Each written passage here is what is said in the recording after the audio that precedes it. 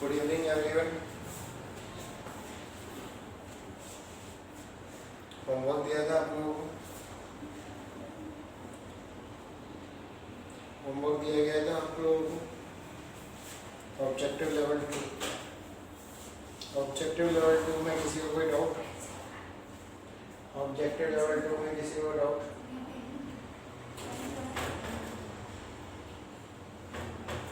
Objective level 2 में किसी को डाउट?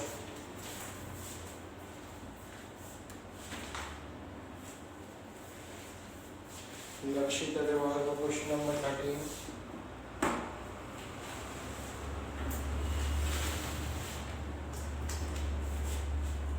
लक्षित अग्रवाल का क्वेश्चन नंबर 13।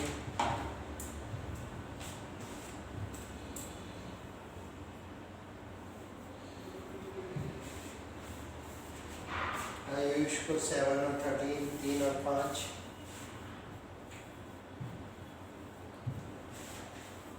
फोर्थ का आंसर में डाउट है। हर्ष लोहिया आंसर सबके सही है। हर्ष लोहिया आंसर सबके सही है, आंसर किसी का गलत नहीं है। ठीक है, नाम आना चाहता हूँ।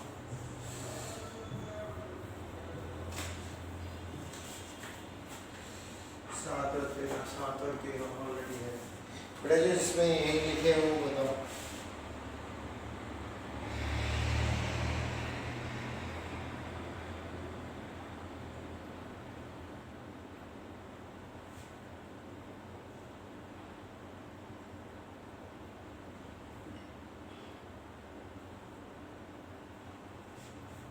चलिए देखते हैं जो भी है। इसके अलावा किसी को कोई डाउट है तो बता दो।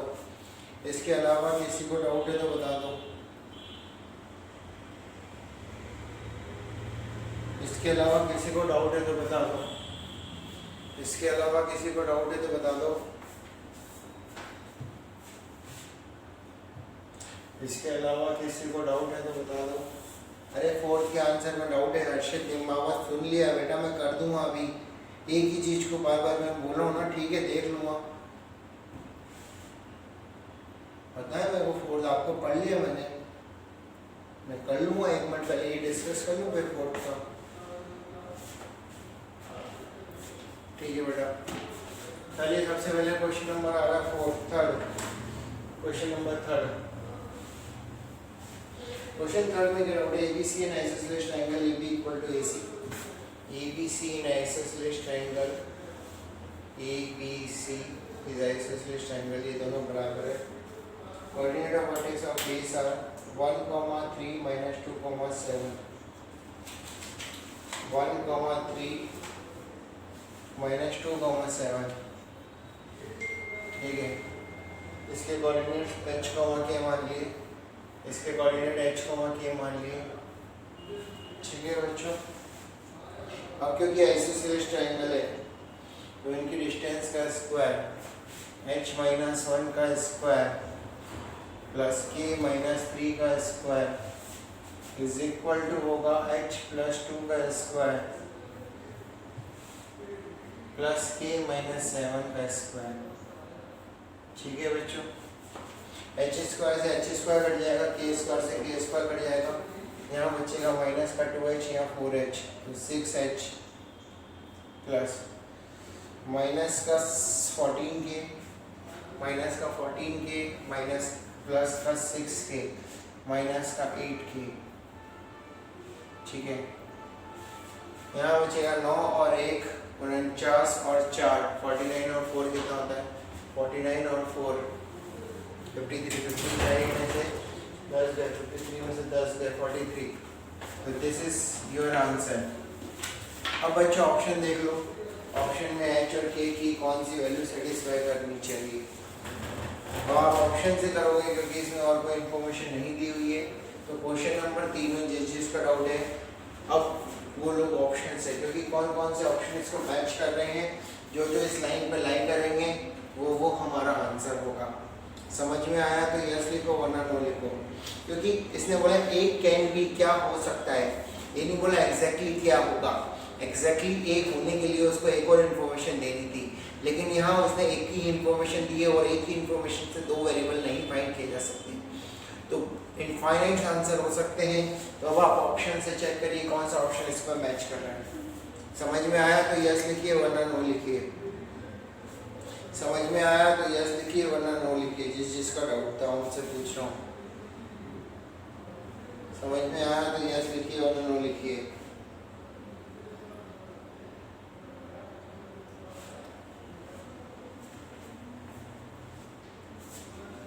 बस इतने ही बच्चों का डाउट था, 2 ही बच्चों का, नीलेश कुमार, प्रीत गहलोत और हर्ष भैया। बाकी किसी का डाउट नहीं था question number 3।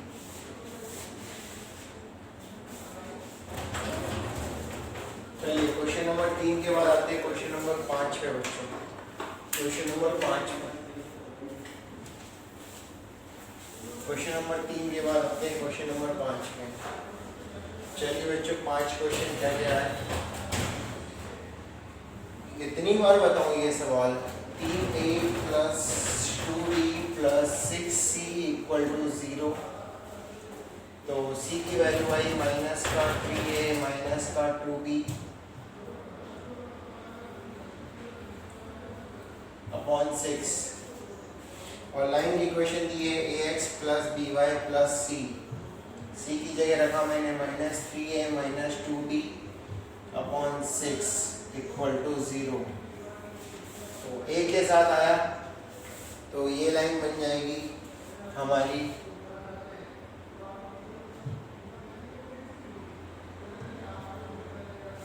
a into x minus का 1/2 plus b into 1 bye minus का 1/3 माइनस माइनस सॉरी हाँ यहाँ प्लस आ जाएगा, ये ब्रैकेट करेगा, ठीक है, इक्वल टू 0।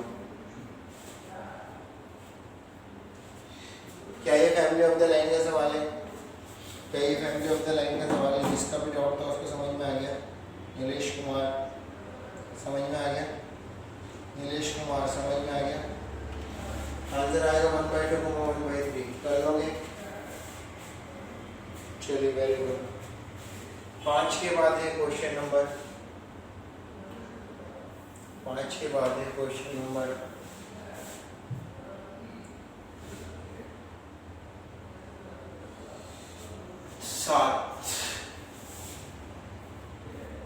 7 क्या बोल रहे हैं? The 3 lines this then the point 1 comma t। Question number 7 बेटा अभी होल्ड पे डाल दो, अगले हफ्ते पढ़ाया जाएगा। क्वेश्चन नंबर 7 अभी होल्ड पे डाल दो। अगर आपको पता है, जो मेरे से 10th में पढ़े हैं वो तो कर सकते हैं, जो नहीं पढ़े वो नहीं कर सकते, ठीक है। होल्ड पे डाल दो, अगले हफ्ते बता दिया जाएगा, ठीक है। क्वेश्चन नंबर 7 को होल्ड पे डाल दीजिए। 7 के बाद है आपका क्वेश्चन नंबर 9। 7 के बाद है क्वेश्चन नंबर 9, ठीक है।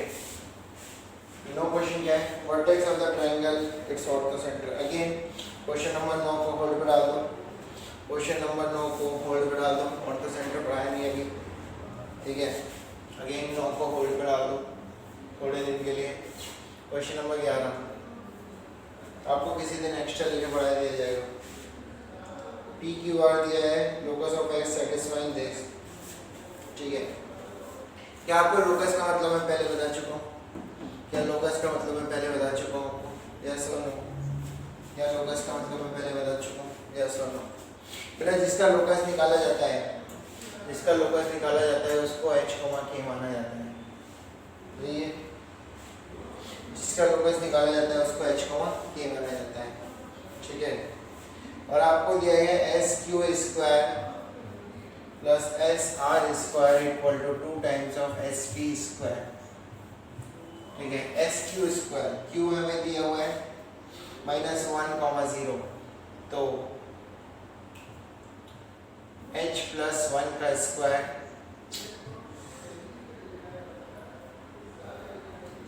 Plus k square, S R square, R दिया 2, 0, h माइनस 2 का स्क्वायर प्लस के स्क्वायर और equal to 2 times of h minus S P, h minus 1 का स्क्वायर प्लस के स्क्वायर। क्या यहाँ से आपको कोई इक्वेशन मिल रही है? क्या यहाँ से आपको जो इक्वेशन मिल रही है वो लीनियर इक्वेशन है? यस और नो?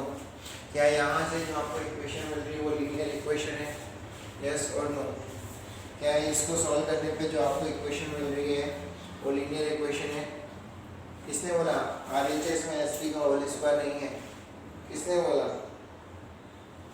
अच्छा, तो अगर मैं बोलूँ AB का स्क्वायर, AB एक लेंथ है, तो इसका मतलब क्या होगा? A इंटू बी का स्क्वायर। ऐसे कर दे भाई, अगर मैं आपसे बोलूँ AB का स्क्वायर, AB एक लेंथ है, तो इसका मतलब क्या होगा? A इंटू बी का स्क्वायर या AB पूरे का होल स्क्वायर। समझ में आया? सब पूरे पे स्क्वायर नहीं है, ऐसी बात कर रहे हो यार तुम यार। तो यहाँ से जो इक्वेशन मिल रही है आपको, सॉल्व करता हूँ मैं। अगर यहाँ से एच स्क्वायर के स्क्वायर से उगड़ जाएगा, यहाँ से मिलेगा 2h और वहाँ से मिलेगा माइनस का 4h, तो ये हो गया 6h और यहाँ से मिलेगा माइनस का 4h, तो 2h बचा। ठीक है, के स्क्वायर कटा, के स्क्वायर में क्या बचेगी? नहीं, कांस्टेंट में बचेगा 4 प्लस 1 5 और वहाँ से 2 प्लस 3 इक्वल टू 0। क्या ये इक्वेशन मिली? क्या यही इक्वेशन मिली? यस और नो? क्या यही इक्वेशन मिली? यस और नो? क्वेश्चन नंबर 11 में, या 11 में यही इक्वेशन मिली? किसकी इक्वेशन है? ये किसकी इक्वेशन है बच्चों बताओ? ये किसकी इक्वेशन है? लाइन की। कैसी लाइन की? एक ऐसी लाइन जो y एक्सिस के पैरेलल है और x इक्वल टू -3/2 से पास हो रही है। x इक्वल टू -3/2 एक ऐसी लाइन की इक्वेशन है जो y एक्सिस के पैरेलल है। यस और नो? यस और नो? पढ़ा है ये? यस और नो? पढ़ा है क्या ये? चलिए, वेरी गुड। अगला सवाल। कोई लिख रहा है इसको तो W लिखो, कोई लिख रहा है तो W लिखो। क्या नहीं आया? क्या हर्षित, क्या नहीं समझ में आया बताइए? क्या नहीं समझ में आया बताइए?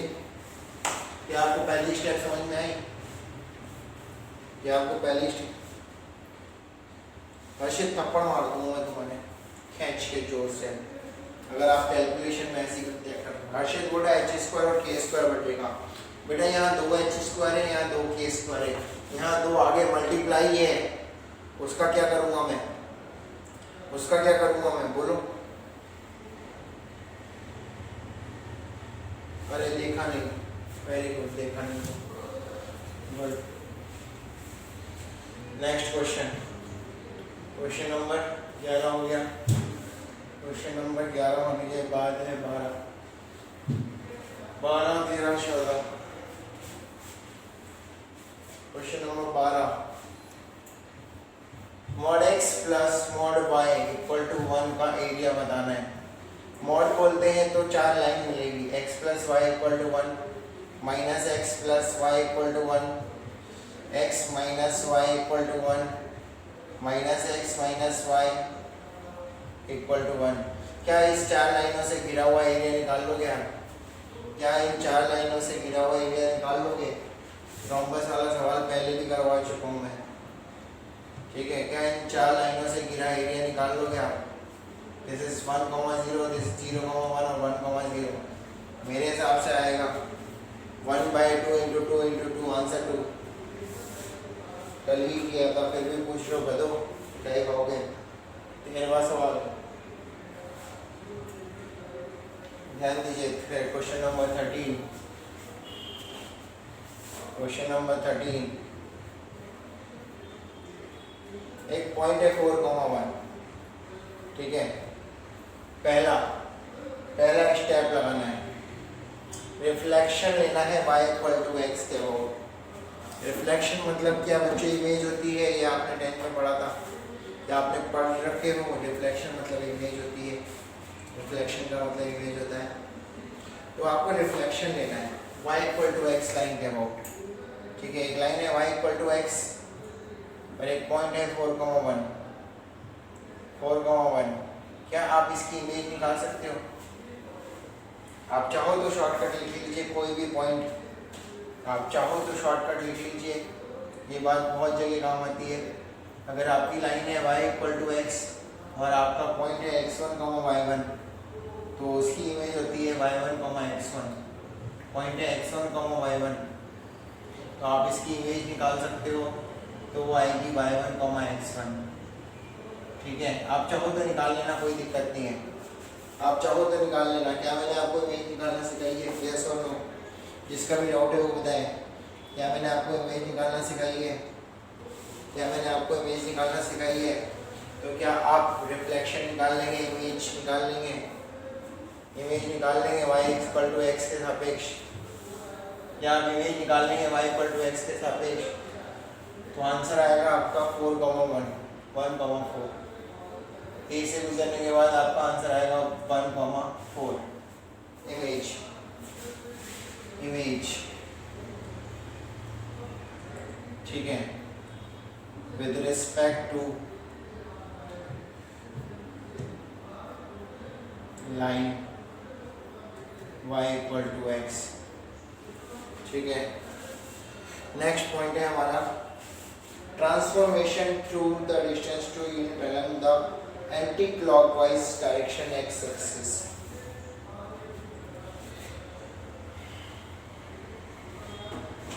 आपके पास कोई पॉइंट है 1,4। क्या पॉइंट है? 1,4। ठीक है, आपको दो यूनिट आगे जाना है, 2 यूनिट आगे जाना है एक्स एक्सिस की डायरेक्शन में। तो पॉइंट के कोऑर्डिनेट क्या हो जाएंगे? आप पॉइंट के कोऑर्डिनेट क्या हो जाएंगे? आप अगर आपसे बोला जाए आप एक्स एक्सिस के डायरेक्शन में आगे बढ़िए 2 यूनिट, एंटी क्लॉकवाइज मतलब आगे बढ़ना, क्लॉकवाइज मतलब पीछे बढ़ना, आप घड़ी की डायरेक्शन तो जानते ही हो। ठीक है, तो पॉइंट के कोऑर्डिनेट क्या हो जाएंगे? 3,4। क्या मैं डायरेक्टली लिख दूं या 3,4? समझ में आया तो यस लिखो, वरना नो लिखो। समझ में आया तो यस लिखो, वरना नो लिखो। ठीक है, इसके बाद एक रोटेशन लगाना है π/4 in the anti clockwise direction. क्या आपको रोटेशन सिखाया था मैंने कल? क्या आपको मैंने कल रोटेशन सिखाया था? रोटेशन से कैसे कोऑर्डिनेट निकाले जाते हैं? ठीक है, चलिए टेबल बना लेते हैं हम लोग। पुराने कोऑर्डिनेट हमें पता है क्या है, 3,4। नए कोऑर्डिनेट निकालने हैं, थीटा की वैल्यू 5/4 दी है, क्योंकि एंटी क्लॉकवाइज डायरेक्शन है तो प्लस थीटा, क्लॉकवाइज डायरेक्शन में माइनस थीटा।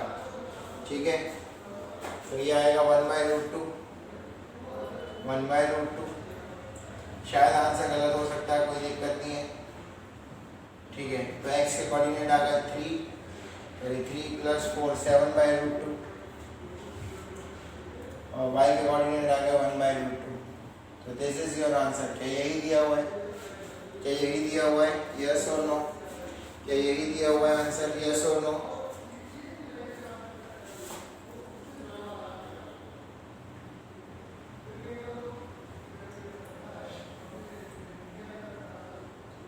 जो आंसर दिया है वो गलत है, आंसर चेंज कर लीजिए। जो आंसर दिया गया है वो गलत है, आंसर चेंज कर लीजिए। समझ में आ गया तो यस लिखो, वरना नो लिखो। समझ में आ गया तो यस लिखो, वरना नो लिखो।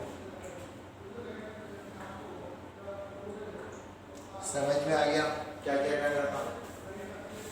मैंने आपको रोटेशन भी सिखा दिया है, रिफ्लेक्शन भी सिखा दिया है, शिफ्टिंग भी सिखा दी है। अब आपको क्या करना है?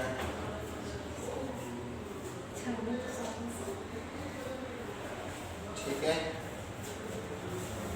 चलिए अगला सवाल, क्वेश्चन नंबर 14। एक रे ऑफ लाइट आ रही है 1,2 से और एक्स एक्सिस पे एक पॉइंट है ए। ये पॉइंट है ए। ये लाइट आई, टकराई और टकरा के चली गई। यही होता है इसका मतलब। यहाँ पर कोई पॉइंट है 1,2। ठीक है, 5,3 पे चली गई। ठीक है, ये कराया हुआ है मैंने शायद ऐसा सवाल, शायद ऐसा सवाल करवाया हुआ है मैंने। एनसीईआरटी का क्वेश्चन है जो मैंने बताया था। क्या आप ए के कोऑर्डिनेट निकाल सकते हो? इसको मान लीजिए h, 0। ये थीटा है तो ये तो ये थीटा है तो ये भी थीटा होगा और ये हो जाएगा 180 माइनस थीटा, 180 माइनस थीटा। ठीक है, तो अगर इसकी स्लोप m है तो इसकी स्लोप हो जाएगी -m। ठीक है, तो स्लोप है उसकी 3 माइनस का 0/5 माइनस h और इसकी स्लोप हो जाएगी 2 माइनस 0/1 माइनस h और दोनों में माइनस का रिलेशन। क्या आगे कर लोगे? यस और नो? क्या आगे कर लोगे? जिसका भी डाउट था लिख लीजिए। होमवर्क खत्म। आज का होमवर्क है आपका एक्सरसाइज 3। आज का होमवर्क है एक्सरसाइज 3। ऑर्थो सेंटर वाले सवाल छोड़ देना, ऑर्थो सेंटर इन सेंटर ये सब, ठीक है, वो सब पढ़ा दिया जाएगा, उसके बाद कर लीजिएगा। ठीक है बेटा, आज का होमवर्क है एक्सरसाइज 3।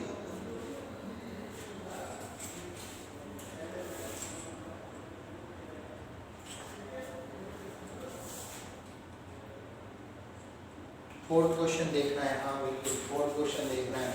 चलिए फोर्थ क्वेश्चन भी देख लेते हैं।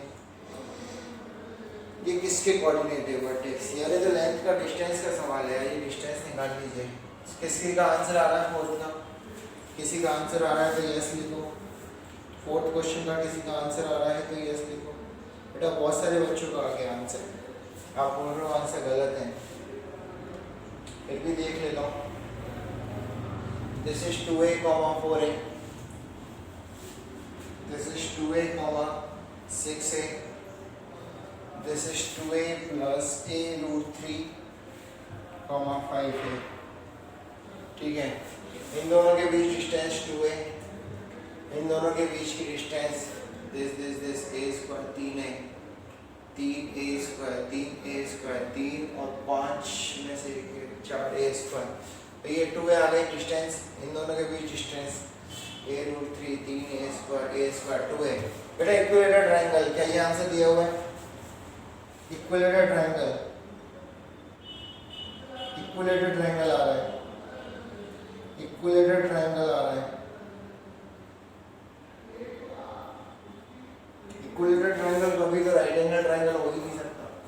इक्विलेटरल ट्रायंगल कभी भी राइट एंगल ट्रायंगल हो ही नहीं सकता। कुछ गलती तो नहीं की मैंने? 3a square plus a square equilateral triangle. Answer change कर लो बेटा, इक्विलेटरल ट्रायंगल में आंसर चेक कर लेता हूं एक बार। फोर्थ का आंसर एक्सरसाइज 2 फोर्थ का आंसर 1 दिया है, फोर्थ का आंसर 1, आंसर 2 होगा, आंसर 2 होगा, आंसर 2 होगा ना बेटा। जो मेरे से एग्री करते हैं वो यस लिखिए, जो मेरे से एग्री नहीं करते हैं वो नो लिखिए। जो मेरे से एग्री करते हैं वो यस लिखिए, जो नहीं करते हैं वो नो लिखिए। अगर तीनों लेंथ, हाँ ईशान आप एग्री नहीं कर रहे हैं, आप बताइए क्यों, बता दीजिए। ईशान ने नो लिखा है, ईशान बताइए क्यों एग्री नहीं करते हैं, बता दीजिए। आपने स्लोप निकाली, ईशान बोल रहा है उसने स्लोप निकाली, इसकी स्लोप निकालनी। इसकी स्लोप बेटा इन्फिनिटी है, इसकी स्लोप आएगी इन्फिनिटी, ये y एक्सिस के पैरेलल लाइन है, इसकी स्लोप आएगी इन्फिनिटी, इसकी स्लोप आएगी a1/√3 30। अगर आपको स्लोप से ही करना है तो मैं आपको बता देता हूँ ये सवाल एग्जैक्टली। तो ये है आपका एक पॉइंट, ये दूसरा पॉइंट, ठीक है, और यहाँ कहीं तीसरा पॉइंट। हाँ बताओ स्लोप कैसे निकाली? इसकी स्लोप कितनी आ रही है? मेरे को तो नहीं लग रहा किसी की स्लोप 90 आ रही है। इसकी स्लोप आ रही है दिस माइनस दिस a -1/√3 -1/√3 और इसकी स्लोप आ रही है, इसकी तो नहीं आ रही, इसकी आ रही है a 1/√3। हाँ बेटा कहाँ से मेरे को बताइए 90 डिग्री कहाँ से आ रहा है स्लोप से? ईशान मेरे को बताइए स्लोप से 90 डिग्री कैसे आ रहा है, राइट एंगल कैसे आ रहा है, बताइए मेरे को। I want to know. जनता जवाब मांगती है, ईशान स्लोप से क्या हो रहा है? जनता जवाब मांगती है। गलती कर दी आपने, आई हेट सॉरी, गब्बर का डायलॉग था। समझ में आ गया? समझ में आ गया? चलिए वेरी गुड।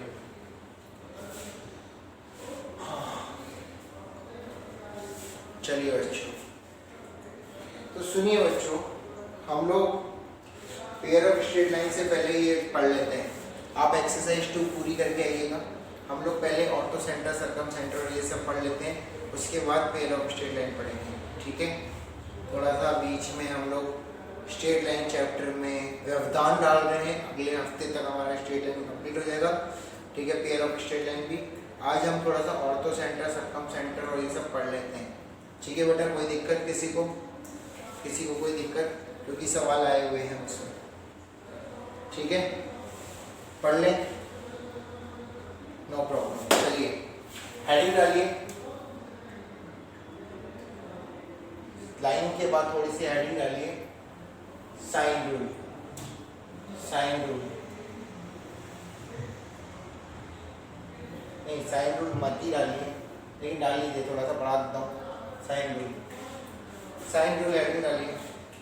आपको इसको प्रूफ करके लाना है, किसी का भी कहीं भी प्रूफ नहीं दूंगा, सारा प्रूफ आपको करना है, ठीक है। ट्रायंगल एबीसी दिया हुआ है आपको। अच्छा, मैंने आपको एक होमवर्क और दिया था प्रूफ करने का, किस किसने वो प्रूफ कर लिया? रोटेशन वाला किस किसने प्रूफ कर लिया? वो यस लिखो। रक्षित अग्रवाल हो गया, हर्ष मिया हो गया, वेरी गुड। साक्षी सिंह हो गया, वेरी गुड। और किस किसने प्रूफ किया? बाकी बच्चे कहाँ हैं? वीरेश, हर्ष हो गया, और हर्षित निम्मा हुआ, देशान, अभिजीत चौधरी, विश्वजीत, कहाँ किस किस का प्रूफ हो गया बताइए, जल्दी जल्दी रिप्लाई करिए। बाकी बच्चे कहाँ हैं? आकांक्षी, परियार, आयुष, आदिश, वेरी गुड। प्रूफ हुआ या नहीं हुआ? यार ऐसे काम नहीं चलेगा। अगर आप मेरी क्लास में हो तो आपको पूरा होमवर्क करना पड़ेगा। बाकी बच्चे कहाँ हैं? कोई समझ में नहीं आ रहा। हाँ मुझे बताओ, आदित्य सिंह, आकांक्षी, परियार, अभिजीत चौधरी, अनिमेश, पायल, अन्ना और पिता, इतने सारे बच्चे, देवांग, साई स्वरूप, अमन, तनिष, सूर्यांश, सबके नाम नहीं ले सकता। शिखा दवे, कहाँ गए आपके प्रूफ? नहीं हुआ बेटा, इसमें मैं कुछ नहीं कर सकता। कोऑर्डिनेट ज्योमेट्री में आपको ट्रिग्नोमेट्री लगानी थी, ठीक है, ट्रिग्नोमेट्री लगानी थी और कुछ नहीं, ठीक है। साइन रूल क्या होता है? ये एंगल ए, ये एंगल बी, ये एंगल सी, ये साइड ए, ये साइड बी, ये साइड सी। साइन रूल होता है बच्चों a upon sine A, a upon sine A equal to b upon sine B, b upon sine B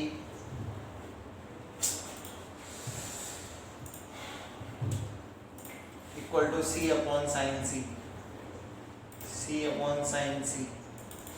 this is called sine rule, this is called sine rule. आप चाहो तो इसको proof कर सकते हो। मैंने 10th क्लास के बच्चों को इसका प्रूफ 10th क्लास में दे दिया था। जो 11th क्लास में है वो 10th क्लास की ज्योमेट्री, ट्रिग्नोमेट्री की मदद से इसका प्रूफ कर सकते हैं। This is called sine rule. किसी भी ट्राइंगल में a upon sine a equal to b upon sine b equal to c upon sine c होता है। Small a small b small c triangle ABC की sides, angle है angle b angle c, triangle ABC का angle. समझ में आया तो yes लिखिए। आज का होमवर्क है आपका एक्सरसाइज 3 के अलावा जो मैं लिख रहा हूँ होमवर्क वो सब प्रूफ करके लाना है। जिसके ऊपर मैं होमवर्क लिखूँ वो सब प्रूफ करके लाना है। समझ में आया तो यस लिखिए, वरना नो लिखिए। This is called sine rule. कोई भी ट्राइंगल हो, I don't know, I don't care कोई कौन सा ट्राइंगल है कौन सा ट्राइंगल नहीं है, ये रूल हर एक ट्राइंगल पे एप्लीकेबल होता है। बस ट्राइंगल होना कंपलसरी है, ये बात याद रखना। IIT JEE एडवांस में इस पे सवाल आते हैं, ये बात याद रखना। और आप चाहो तो प्रीवियस ईयर की बुक उठा के देख लो, उसमें आपको मिल जाएंगे साइन रूल पे सवाल, ठीक है। लिख लीजिए, लिखने के बाद रन करिए। This is called sine rule, this is called sine rule.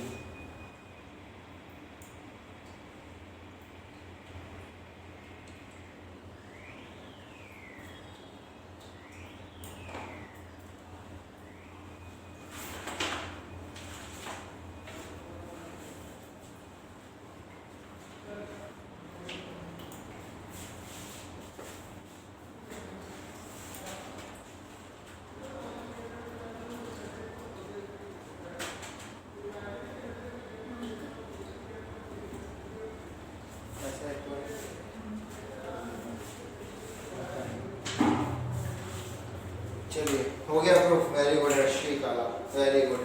Proof हो जाए तो मेरे को व्हाट्सअप कर देना, आपके पास मेरा व्हाट्सअप नंबर है, ठीक है। This is called sine rule. Next आता है हमारा cos rule, cosine rule. Next आता है कोसाइन रूल। ये भी आपको प्रूफ करना है, मैं भी बता देता हूँ। मैंने 10वीं के बच्चों को प्रूफ करा दिया था वैसे 10वीं में, ठीक है। मैं आपको प्रूफ कराऊंगा लेकिन ये अभी नहीं कराऊंगा क्योंकि ये अभी के टॉपिक नहीं है। ये सब मैं सॉल्यूशन ऑफ ट्राइंगल पढ़ाऊंगा जब कराऊंगा आपको प्रूफ, ठीक है। ये एंगल ए, ये एंगल बी, ये एंगल सी, ठीक है। सॉल्यूशन ऑफ ट्राइंगल पढ़ाऊंगा जब इनका प्रूफ कराऊंगा, या अगली क्लास में मैं आपको प्रूफ करा सकता हूँ आप, ठीक है। इसका प्रूफ करके लाना कि cos A की वैल्यू होती है बच्चों, cos A की वैल्यू होती है b square plus c square minus का a स्क्वायर अपॉन 2bc। और इसी प्रकार cos B की वैल्यू होती है a square plus c square minus का b स्क्वायर अपॉन 2ca। और cos C की वैल्यू होती है a square plus b square minus c square upon 2 upon थोड़ा ऊपर चलो, ठीक है, 2ab।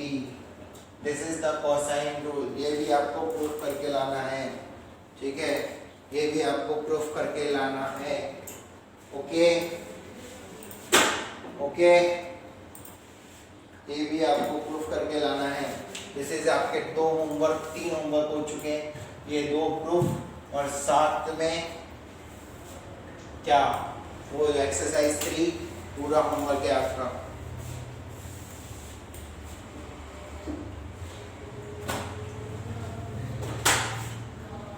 अगली क्लास मेरी शायद कल नहीं है,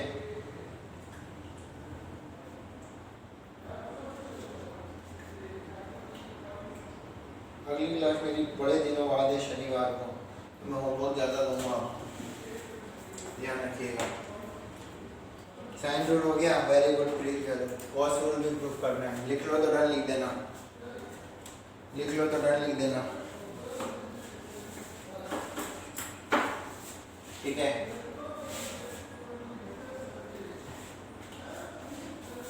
चलिए हेडिंग डालिए, सेंट्रॉइड। सेंट्रॉइड आज सिर्फ हम लोग थ्योरी पढ़ेंगे और कुछ नहीं करेंगे क्योंकि ये टॉपिक ही ऐसा है। स्ट्रेट लाइन के बीच में घुसा दिया मैंने, लेकिन ठीक है, घुसा दिया। तो सेंट्रॉइड क्या होता है? सेंट्रॉइड जिसको पता है यस लिखो, बिल्कुल लक्ष्य अग्रवाल ने एकदम सही आंसर भी दे दिया। जिसको पता है यस लिखो। Centroid is intersection of median, intersection of medians। Centroid is intersection of medians. Medians का इंटरसेक्शन पॉइंट कहलाता है सेंट्रॉइड। एक ट्राइंगल, ट्राइंगल के अंदर मीडियन क्या होती है? ट्राइंगल के अंदर मीडियन क्या होती है? ट्राइंगल के अंदर मीडियन क्या होती है? ट्राइंगल के अंदर मीडियन क्या होती है? अरे मैंने ये तो पूछा ही नहीं। ट्राइंगल के अंदर मीडियन क्या होती है? या मीडियन क्या होती है? Which divides opposite side?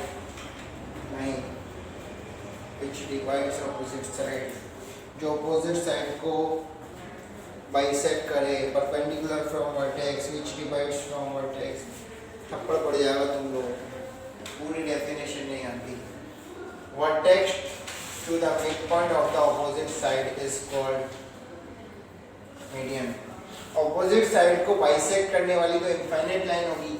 bisect का मतलब मिड पॉइंट से पास होने वाली लाइन opposite side के।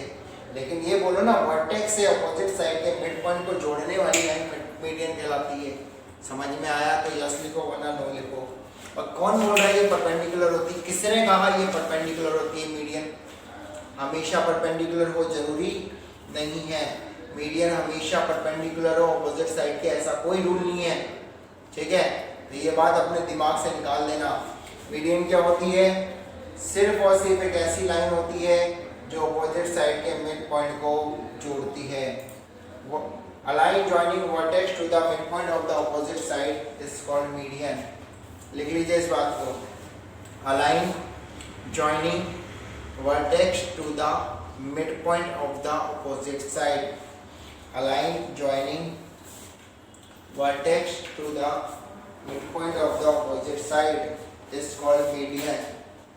ठीक है, D, E, F are midpoints, D, E, F are midpoints, D, E, F are midpoints। A line joining vertex to the midpoint of the opposite side is called median।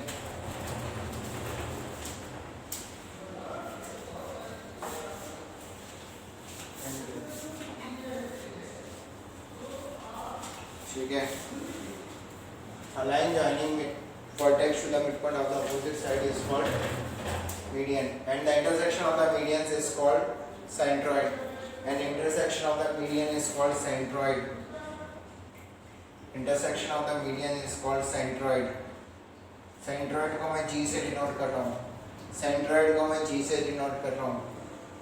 ठीक है, third point लिखना, दो point तो लिखवा चुका हूँ, third point लिखना, centroid divide the median, centroid divides the median in 2:1, centroid divides the median in 2:1 from vertex to the midpoint, centroid divides the median in 2:1 from vertex to the midpoint, from vertex to the midpoint। समझ में आया इतना? समझ में आया इतना? तो yes लिखो वरना नो लिखो। और ये बात दिमाग से निकाल देना कि जो मीडियन होती है वो अपोजिट साइड के परपेंडिकुलर होती है या एंगल को बाइसेक्ट करती है, ऐसा कुछ, ऐसा सब दिमाग से निकाल देना। ठीक है, चलिए, मीडियन की और क्या खास बात होती है? मीडियन की और क्या खास बात होती है? 3 पॉइंट हो गए, चौथा पॉइंट बताइए। मीडियन की क्या? अभिजीत चौधरी वो सेंट्रोइड की खास बात होती है, मैं मीडियन की पूछ रहा हूँ। लक्षित अग्रवाल ने सही पकड़ा, एकदम सही बोल रहा है। Median divides the triangle into 2 equal area, median divides the triangle into 2 equal area, मतलब area of triangle A B D equal to area of triangle A C D. Median divides the triangle into 2 equal area, median divides the triangle into 2 equal area, median divides the triangle into 2 equal area। अच्छा बच्चों, मैं सिर्फ एक ही median के बारे में बता रहा हूँ, या बाकी मीडियन की खासियत आप समझ जाओगे ना, क्योंकि मैंने सिर्फ ए डी मीडियन की खासियत बताई, बाकी की तो आप समझ जाओगे ना। यस और नो में बता दीजिए, यस और नो में बता दीजिए। चलिए, median divides the triangle into 2 equal area। अच्छा, सेंट्रोइड की बहुत अच्छी खास बात होती है जो अभिजीत चौधरी ने बता दी पूछने से पहले ही, बहुत अच्छी बात है। एक ऐसी प्रॉपर्टी होती है सेंट्रोइड की जो सेंट्रोइड को हिला के रख देती, मतलब क्वेश्चन को हिला के रख देती है। IIT में 5 से 6 बार पूछी जा चुकी है। अगर वो प्रॉपर्टी याद है आपको तो सवाल यूँ छुट्टियों में कर लोगे, अगर आपको नहीं याद है वो प्रॉपर्टी तो आप सवाल नहीं कर पाओगे आधे घंटे में भी, ये गारंटी है मेरी। ठीक है, अच्छा, ये वाली प्रॉपर्टी नहीं है बेटा, शिखर दबे आप जो बोल रहे हो। और किस किस को सेंट्रोइड की कुछ प्रॉपर्टी याद है? अभिजीत चौधरी ने तो बता दी, और किसी बच्चे को याद है तो बताइए। आयुष दानिश बोल रहा है equi distance from all the points, बिल्कुल गलत जवाब दिया आयुष आपने। Centroid is equi distance from all the vertex is very wrong answer. Centroid के कोऑर्डिनेट्स नहीं पूछे मैंने। मनीष ने सही बोला। मनीष, क्या आप मेरे से 10th में पढ़े हो? मनीष, क्या आप मेरे से 10th में पढ़े हो? चलिए, वेरी गुड, फिर तो आपको याद होगा। Very good. Always remain inside the triangle, बिल्कुल सही बात है, वो मैं बताऊंगा, लेकिन वो इतनी इंपॉर्टेंट प्रॉपर्टी नहीं है कार्तिक कि ट्रायंगल के अंदर रहा जाता है सेंट्रोइड हमेशा, वो मैं बताऊंगा। Centroid is located 2/3 of the distance from the vertex, ऐसी कोई प्रॉपर्टी नहीं होती है। चलिए सुनिए, अपने फालतू की चीज़ें छोड़िए और मेरी चीज़ सुनिए। जो सबसे इम्पोर्टेंट प्रॉपर्टी है सेंट्रॉइड की, ये सब रफ कर दूँ, ये वाला रफ कर दूँ, कोई लिख रहा है, ये कोई लिख रहा है तो बोलिए वरना मैं रफ कर रहा हूँ, ये कोई लिख रहा है तो डब्ल्यू लिखिए वरना मैं रफ कर रहा हूँ, अरे कोई भी लिख रहा है तो डब्ल्यू लिखिए वरना मैं रफ कर रहा हूँ, कोई नहीं लिख रहा। चलिए अभी अभी मैंने आपको सेंट्रॉइड बताया, क्या होता है centroid, intersection of the medians is called centroid. ठीक है, सेंट्रॉइड एक ऐसी प्रॉपर्टी, एक ऐसा पॉइंट है ट्राइंगल के अंदर जो ट्राइंगल को 3 बराबर भागों में बांटता है। Centroid is a point inside the triangle which divides the triangle into 3 equal area. Centroid is a point, लिखिए इस बात को इंपॉर्टेंट करके, centroid is a point inside the triangle which divides the triangle in 3 equal areas. Centroid is a point inside the triangle which divides the triangle into 3 equal area. Centroid is a point inside the triangle which divides the triangle into 3 equal area. इन तीनों के area बराबर होंगे, इन तीनों के area बराबर होंगे बच्चों, इन तीनों ट्राइंगल के एरिया बराबर होंगे। समझ में आई प्रॉपर्टी वाली बात, ये बहुत इंपॉर्टेंट प्रॉपर्टी है, इस पर डायरेक्टली सवाल पूछा जाता है। इस प्रॉपर्टी पे आपको 3 वर्टेक्स बोल दिया जाएगा, आईटीजे एडवांस का प्रॉपर सवाल है। ये वाली बात समझ में आई तो यस लिखो वरना नो लिखो, ये वाली बात समझ में आई तो यस लिखो वरना नो लिखो। Centroid is a point inside the triangle which divides the triangle in 3 equal area. चलिए वेरी गुड, चलिए बहुत ही अच्छी प्रॉपर्टी है। इस पे सवाल आईटीजे में क्या आया था कि पी क्यू और आर 3 ट्रायंगल के वर्टेक्स दे दिए थे आपको। ट्रायंगल के 3 वर्टेक्स देने के बाद बोला था a point inside the triangle such that area of P Q S, P R S और Q R S are equal, then find the coordinate of S. तो आपको क्या निकालना था, सेंट्रॉइड निकालना था, यही करना था। तीनों इक्वल एरिया में डिवाइड कर रहा है तो मतलब सेंट्रॉइड ही निकालना है, यही करना था आपको कि अगर ट्रायंगल के अंदर एक ऐसा पॉइंट है जो ट्रायंगल को 3 बराबर भागों में डिवाइड कर रहा है तो सिर्फ और सिर्फ एक ही पॉइंट है सेंट्रॉइड। ठीक है बच्चों, तो आपको सेंट्रॉइड निकालना है। अगर ट्रायंगल के वर्टेक्स मैंने आपको दे दिए x1 y1 x2 y2 और x3 y3, तो सेंट्रॉइड के वर्टेक्स क्या होते हैं? अगर मैंने आपको ट्रायंगल के वर्टेक्स दे दिए x1 y1 x2 y2 और x3 y3, तो सेंट्रॉइड के वर्टेक्स क्या होते हैं? जी के वर्टेक्स क्या होते हैं? क्या मैं बोल सकता हूँ x1 plus x2 plus x3 upon 3 comma y1 plus y2 plus y3 upon 3? Yes और नो, यस और no, yes or no? This is the centroid, ये होता है सेंट्रॉइड। सेंट्रॉइड की खास बातें फिर से रिपीट कर रहा हूँ, सारी खास बातें। Intersection of the medians is called centroid. Median is a line which divides the vertex to the mid point of the opposite side. Median divides the triangle into 2 equal area. ठीक है, centroid is a point inside the triangle which divides the triangle into 3 equal area। किसी को और कोई property याद है? किसी को और कोई प्रॉपर्टी याद है सेंट्रॉइड की तो बताइए। किसी को सेंट्रॉइड की और कोई प्रॉपर्टी याद है तो बताइए, मेरे को तो इतनी नहीं आती है।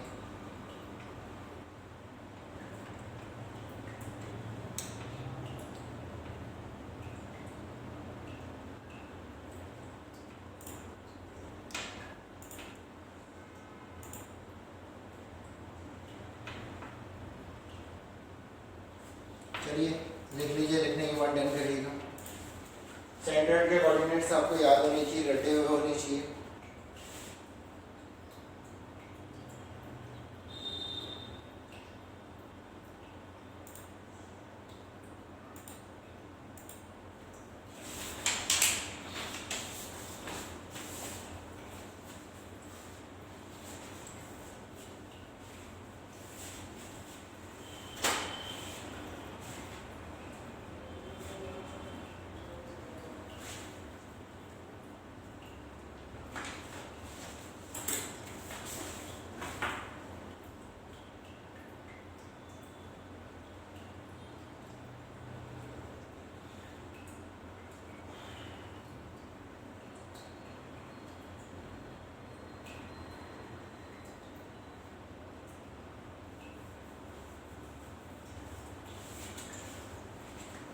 बेटा वो बताएंगे हर्ष भैया अभी, वो जब ऑर्थो सेंटर और ये सब पढ़ा दूंगा ना तब बताऊंगा,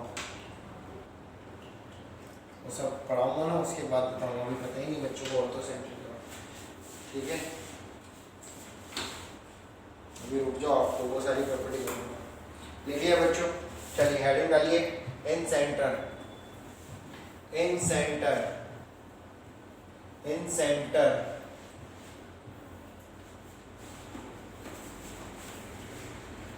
किस किस को पता है इन सेंटर के बारे में? यस लिखिए। किस किस को पता है इन सेंटर के बारे में? यस लिखिए। जिसको नहीं पता वो कोई कमेंट ना मारे, जिसको पता है बस वही कमेंट मारे। यस लिखिए जिसको पता है इन सेंटर क्या होता है, किस किस को पता है? यस लिखिए, very good. In centre is a point, लिखिए बच्चों definition, intersection of the angle bisectors, intersection of the angle bisectors, intersection of the angle bisector, intersection of angle bisectors is called in center, intersection of angle bisectors is called in center। ठीक है, intersection of angle bisectors is called in center। आपको triangle ABC दिया हुआ है, ठीक है। अगर मैं इनके एंगल को बाइसेक्ट करूं, इनके एंगल को बाइसेक्ट करूं तो इन तीनों एंगल बाइसेक्टर में एक इंटरसेक्शन पॉइंट होता है और वो कहलाता है इन सेंटर। ठीक है, क्या ये जरूरी है कि जो एंगल बाइसेक्टर है सामने वाली साइड के मिड पॉइंट पर मिले या परपेंडिकुलर हो? क्या ये कंपलसरी है कि जो ये जो पॉइंट है, क्या नाम दूँ इसको, PQR नाम दे देता हूँ या फिर DEF ही नाम दे देता हूँ। क्या रखा नाम? नाम में कुछ नहीं रखा, शेक्सपियर ने कहा था DEF ही नाम दे देता हूँ। क्या ये ज़रूरी है कि DEF आर मिड पॉइंट्स और the AD is perpendicular to BC? नहीं, ऐसा कोई रूल नहीं होता। बस ये सिर्फ एंगल बाइसेक्टर है और इन तीनों एंगल बाइसेक्टर का जो इंटरसेक्शन पॉइंट है वो इन सेंटर कहलाता है। समझ में आया तो यस लिखिए वरना नो लिखिए। समझ में आया तो यस लिखिए वरना नो लिखिए। ठीक है बच्चों, अब मैं एक लाइन लिखवा रहा हूँ, बहुत ही इंपॉर्टेंट लाइन है। ठीक है, बहुत ही इंपॉर्टेंट लाइन है आपके लिए। ठीक है, जो मैं लैंग्वेज में लिखवा रहा हूँ वही लैंग्वेज में आपको लिखनी है। ठीक है, जो मैं लैंग्वेज में लिखवा रहा हूँ लाइन, वही लैंग्वेज में आपको लिखनी है। लिखिए, angle bisector divides the opposite side, angle bisector divides the opposite side, angle bisector divides the opposite side in the ratio of the पड़ोसी sides, in the ratio of the पड़ोसी sides। I know आपको English आती, लेकिन जो मैं language लिखवा रहा हूँ वही लिखिए। angle bisector divides the opposite side in the ratio of the पड़ोसी sides। ठीक है, लिख लिया तो ओके लिख दो, लिख लिया तो ओके लिख दो। चलिए, ये जो एंगल बाइसेक्टर है AD सामने वाली साइड को किस रेशियो में डिवाइड कर रहा है? मतलब BD अपॉन DC का रेशियो निकालना है अपन को, and that ratio is the BD का पड़ोसी कौन है? AB। BD का पड़ोसी कौन है? AB। और DC का पड़ोसी कौन है? AC। This is the ratio. अगर मैं आपसे पूछूं what is the AE upon EC, AE upon EC कितना होगा बताइए? AE अपॉन EC कितना होगा? बच्चों ये प्रॉपर्टी याद रखनी पड़ेगी आपको, क्योंकि ये प्रॉपर्टी IIT एडवांस में डायरेक्टली पूछी जाती है। AE अपॉन EC कितना होगा? AE का पड़ोसी कौन है? AB। और EC का पड़ोसी कौन है? BC। What is the BF upon FA? What is the BF upon FA?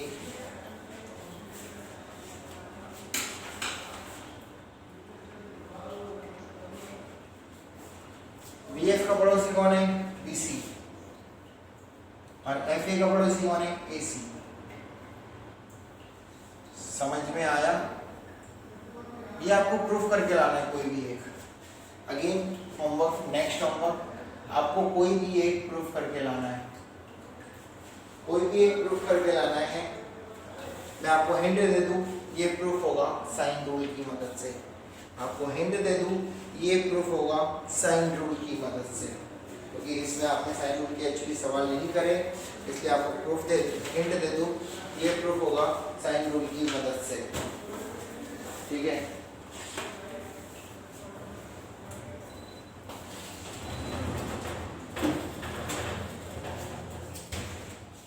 समझ में आ गया? समझ में आ गया? अरे हाँ या ना तो बोल दिया करो यार, मैंने बताया बस, प्रूफ नहीं दिया। क्या डाउट है बताइए? हर्ष भैया क्या डाउट है बताइए? हर्ष भैया बोलिए क्या डाउट है?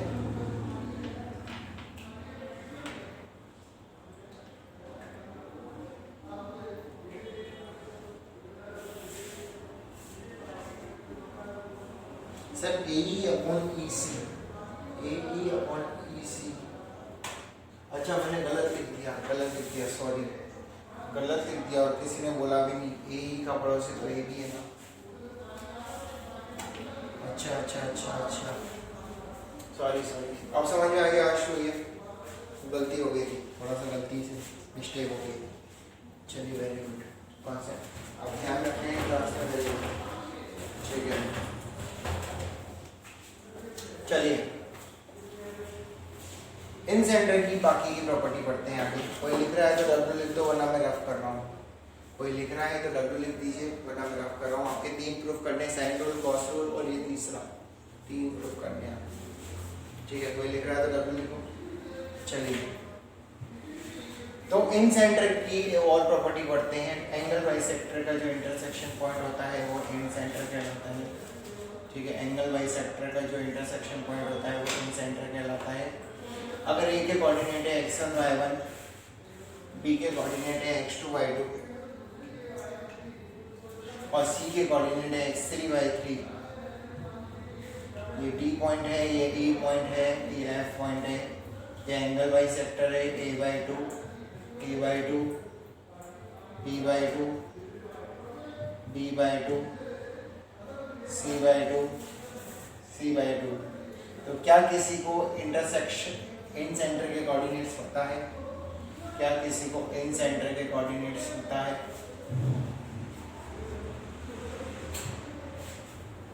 पता है तो यस लिखो, अभिजीत को पता है, वेरी गुड। इन सेंटर के कोऑर्डिनेट होते हैं, इसकी लेंथ है a, इसकी लेंथ है b, इसकी लेंथ है c।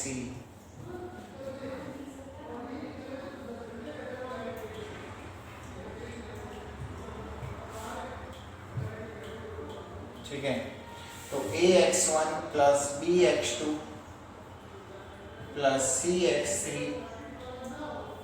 Upon a plus b plus c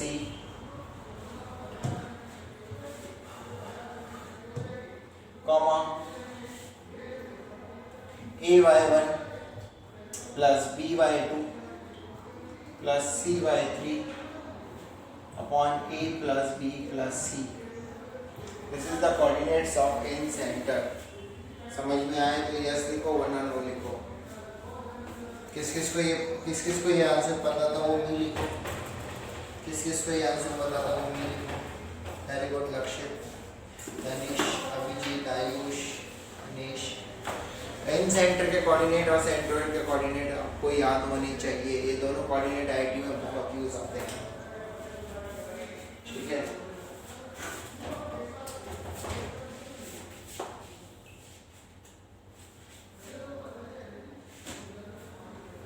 लिख लीजिए इस बात को, लिखने के बाद डन करिएगा। इन सेंटर के कोऑर्डिनेट और सेंट्रोइड के कोऑर्डिनेट्स लिख लीजिए और डन करिए।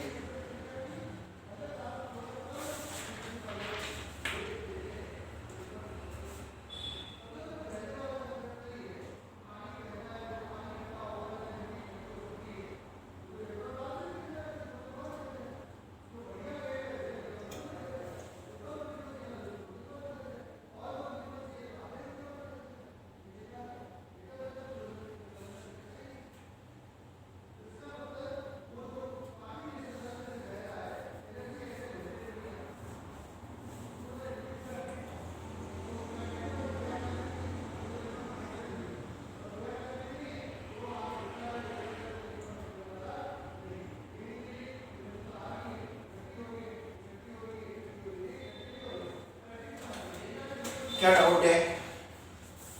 हर्षी काला क्या डाउट है बताइए बेटा। हर्षी काला क्या डाउट है बताइए। अच्छा डन लिख दिया।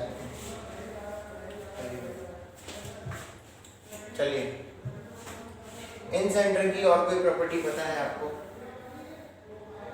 इन सेंटर की और कोई प्रॉपर्टी पता है आपको?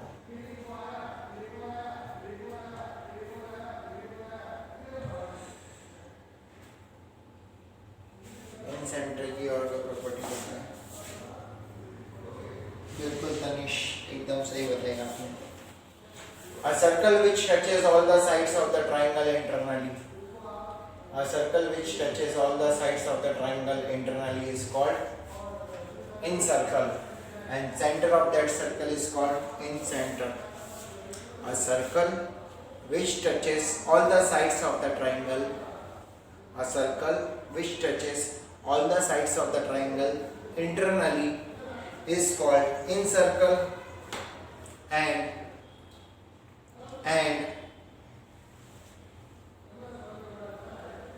center of that circle is called incenter, and radius is inradius. तो क्या बच्चों मैं बोल सकता हूं आपसे कि जो इन सेंटर है उसकी तीनों साइड से परपेंडिकुलर डिस्टेंस इक्वल होगी? यस और नो? इन सेंटर की तीनों साइड से परपेंडिकुलर डिस्टेंस इक्वल होगी? यस और नो?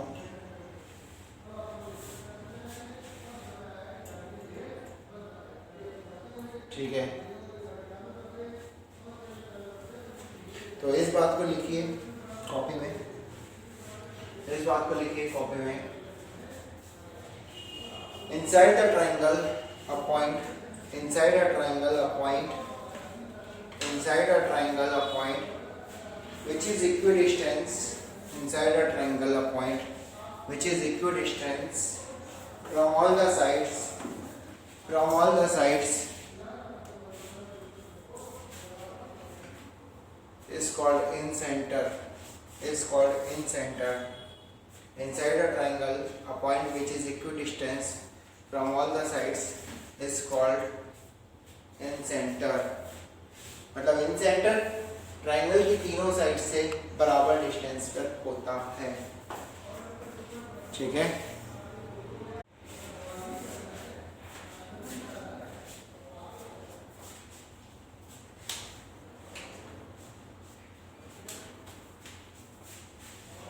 चलिए एक बहुत ही इंपॉर्टेंट पॉइंट होता है बच्चों, जहां पर बच्चे कंफ्यूज हो जाते हैं। सुनिएगा उस बात को। हमारी एंगल जो बाइसेक्टर होती है वो सामने वाले साइड को जिस पॉइंट पर टच करती है और जो परपेंडिकुलर डिस्टेंस बराबर होती है वो दोनों पॉइंट सेम हो ऐसा जरूरी नहीं है।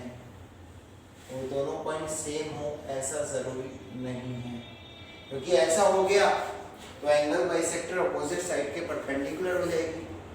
समझ में आया? तो मतलब ये जो आईडी लाइन है और ये आईडी डैश लाइन है ये तो एंगल बाइसेक्टर वाली लाइन है। ये इंटरसेक्ट तो एक ही पॉइंट पे कर रही है आई पे, लेकिन ये अपोजिट साइड पे भी सेम पॉइंट पे मीट करे ऐसा जरूरी नहीं है। समझ में आया तो यस लिखो वरना नो लिखो।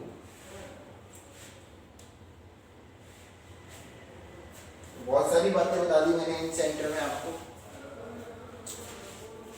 ये जो आईडी डैश है इसको बोलते हैं इन रेडियस। क्या आपको इन रेडियस का फॉर्मूला आता है? क्या आपको इन रेडियस का फॉर्मूला आता है? That is delta upon small s। Delta मतलब एरिया, दिस इज मतलब semi perimeter, this is semi perimeter, semi perimeter. ठीक है, एरिया ऑफ ट्रायंगल। तो ये आपका चौथा प्रूफ, इसको प्रूफ करके लाना है। ये आपका चौथा प्रूफ, इसको प्रूफ करके लाना है कि इन रेडियस का जो फॉर्मूला होता है that is delta upon S.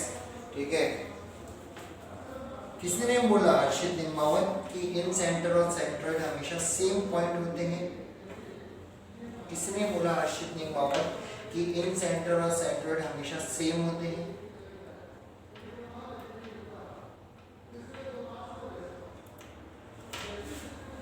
Last point क्या लिखवाया मैंने आपको पता नहीं है लास्ट पॉइंट क्या लिखवाया मैंने? बच्चों क्या मेरे लास्ट पॉइंट से ऐसा कुछ बोला कि इन सेंटर और सेंट्रोइड सेम होते हैं, सेम पॉइंट पर होते हैं?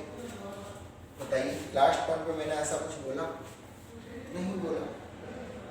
मैंने लास्ट पॉइंट बोला कि जो एंगल बाइसेक्टर्स है वो सामने वाले साइड को उसी पॉइंट पे इंटरसेक्ट करे जहां पर मैं परपेंडिकुलर डाल रहा हूँ सेंटर से, तो वो जरूरी नहीं है, ऐसा मैंने बोला। ठीक है,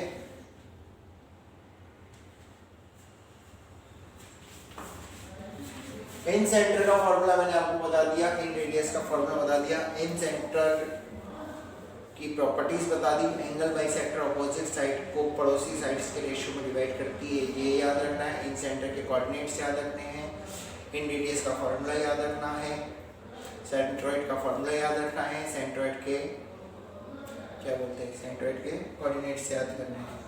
ठीक है, प्रॉपर्टी याद करनी है। समझ में आया? समझ में आया इतना जितना मैंने लिखवाया? चलिए क्वेश्चन कर लेते हैं, क्वेश्चन कर लेते हैं। ये लिख लीजिए, इसको लिखने के बाद डन करिएगा। क्वेश्चन कर लेते हैं किसके बाद?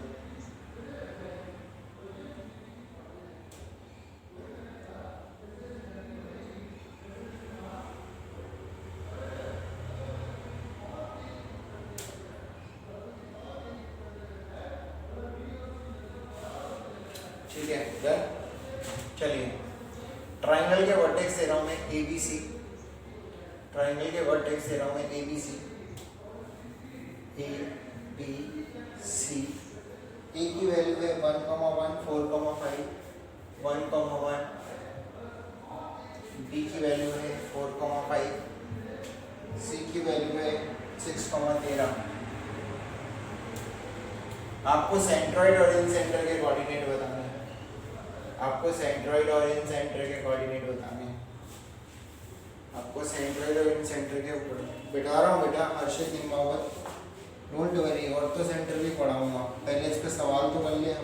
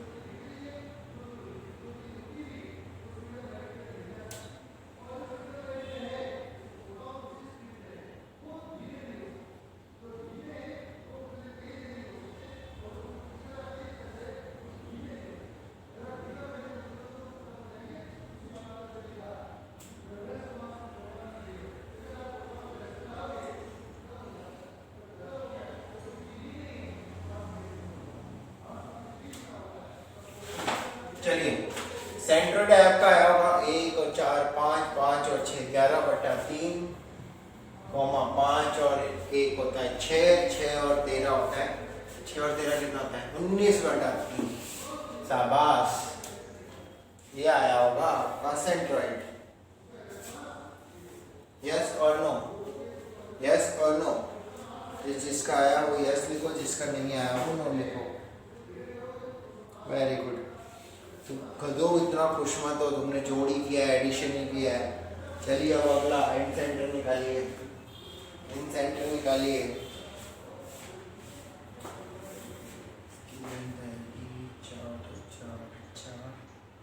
13 में से 5 गए तो 8, 8 का स्क्वायर 64, 64 और 4, 64 और 4 68, 68।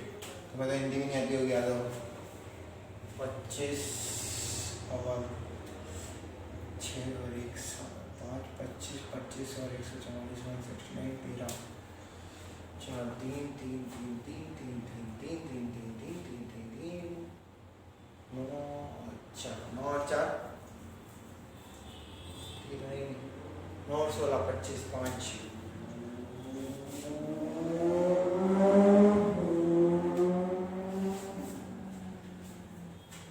अरे बड़ा अंदो ना, क्या करना है तुम्हें बड़े छोटे से, तुम्हें तो जोड़ बाकी करना है। 30 प्लस 52, 30 प्लस 52 कितना होता है 82, 82 plus root 68 upon 5, 13, 18 plus root 68 और कॉमा वाई निकाल लेना। किस किस का ये आया, किस किस का ये आया, वेरी गुड वेरी गुड। इसको जोड़ बाकी करना, मेरे को नहीं करना बाकी। समझ में आया इन सेंटर कैसे निकालते हैं, सेंटर कैसे निकालते हैं, मीन्स में यही सवाल पूछे जाते हैं। एडवांस की प्रॉपर्टीज मैंने लिखवा दी, एडवांस की प्रॉपर्टीज आपको याद होनी चाहिए, ठीक है। यस और नो?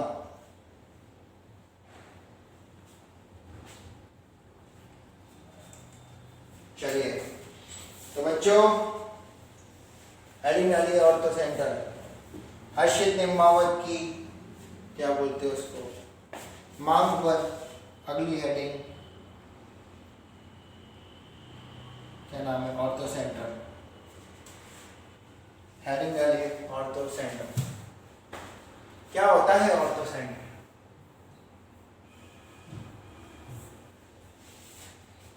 क्या होता है ऑर्थो सेंटर बताइए। बिल्कुल, intersection of altitudes is called ortho centre.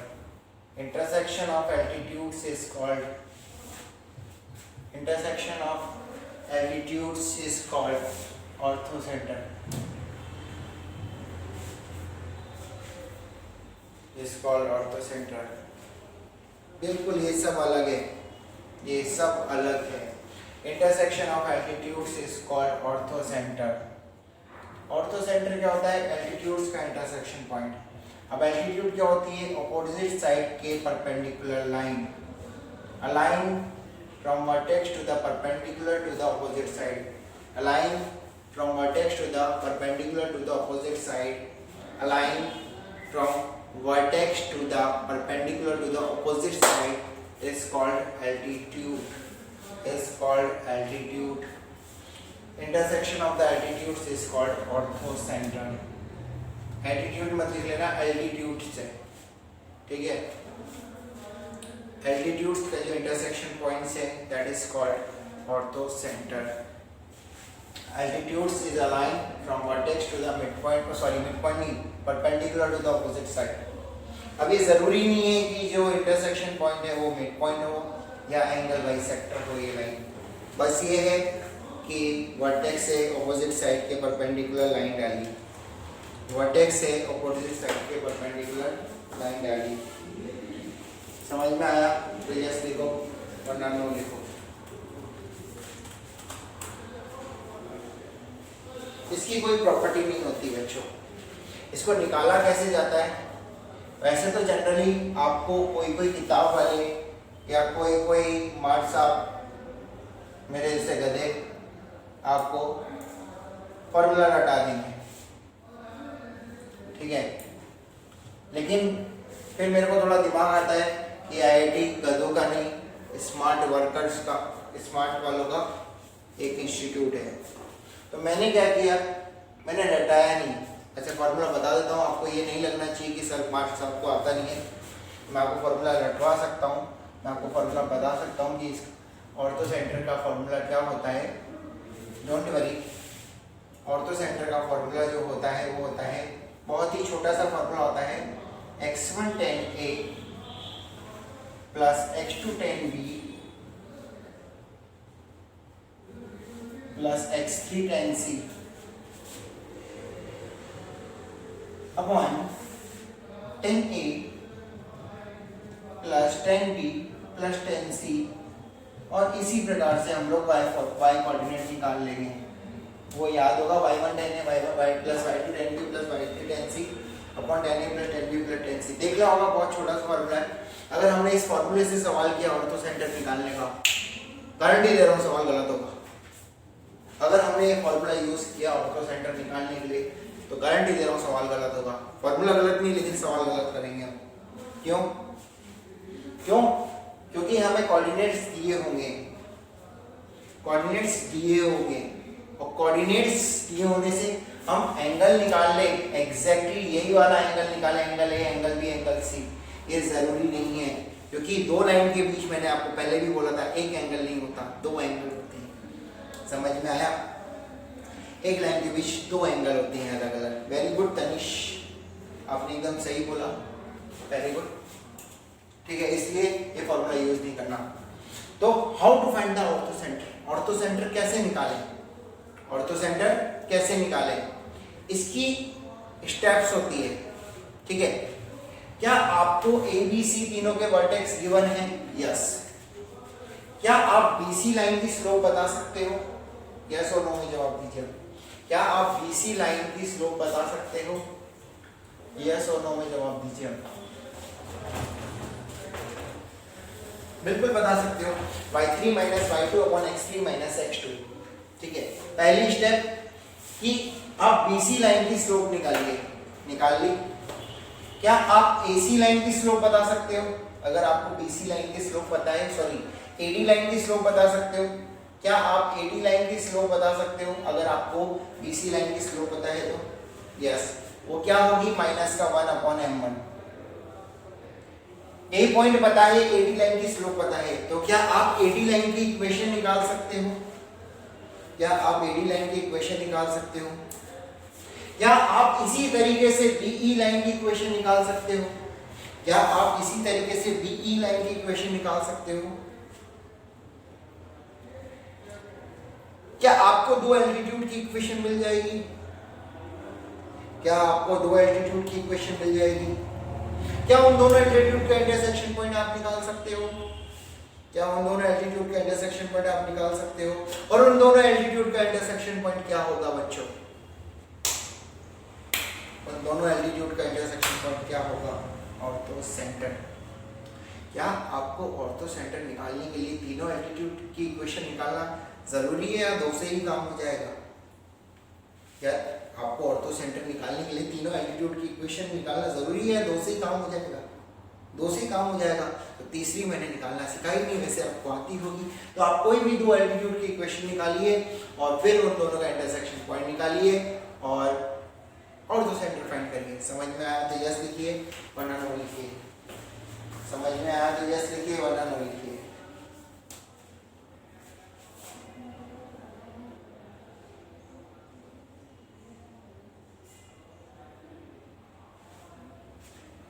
Repeat. Devang, आपको पास बीसी लाइन की स्लोप पता है, y3 minus y2 upon x3 minus x2। AD line इसके परपेंडिकुलर है तो एडी लाइन की स्लोप आ जाएगी। अगर आपको एडी लाइन की स्लोप मिल गई, ए पॉइंट पता है तो एडी लाइन की इक्वेशन आ जाएगी। ऐसे ही आपके बीई लाइन की इक्वेशन आ जाएगी। दोनों का इंटरसेक्शन पॉइंट एल्टीट्यूड होगा। ठीक है बच्चों, तो आपके एक्सरसाइज 2 में जो ऑर्थो सेंटर के सवाल थे, इन सेंटर के सवाल थे, वो सारे करने हैं। एक्सरसाइज 1 में भी जितने सवाल थे ऑर्थो सेंटर एंड सेंटर के, वो सारे करने हैं। और एक्सरसाइज 3 पूरी करनी है, और जो 4 प्रूफ दिए थे वो करके लाने हैं। ओके ओके ओके, चलिए आज के लिए इतना ही। Have a good day, thank you very much.